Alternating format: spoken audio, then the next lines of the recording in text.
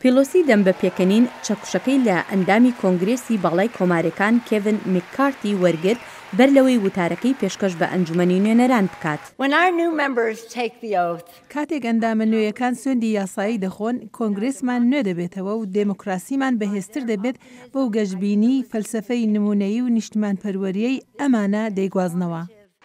ئەو نوێنەرەی دیموکراتەکانی کالیفۆرنیا گوتیشی شانازی با ڕێبەرایەتیکردنی ئەم ئەنجومەنە دەکات کە زیاتر لە 100 ژنی تێدان کە زۆرترین ژمارەیە لە مێژووی ئەمریکادا لە کاتێکدا ژنانی ئەمریکایی یادی 100 ساڵەی بەدەستهێنانی مافی دەنگدان دەکەنەوە.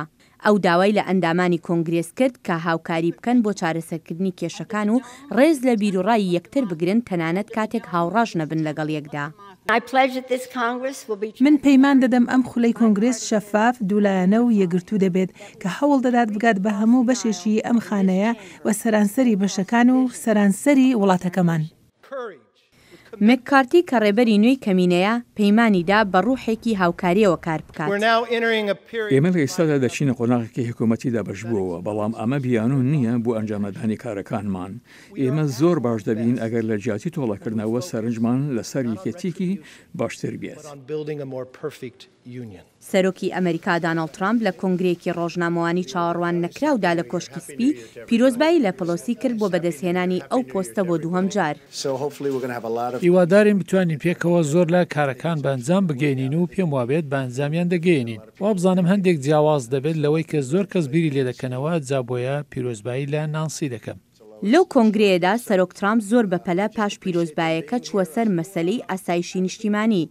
ئەو گوتی بەبێ دیوارەکە هیچ ئاسایشێکی نیشتیمانی نییە و سوور بوو لەسەر ئەوەی کە ئەمە خواستی ئەمریکایەکانە.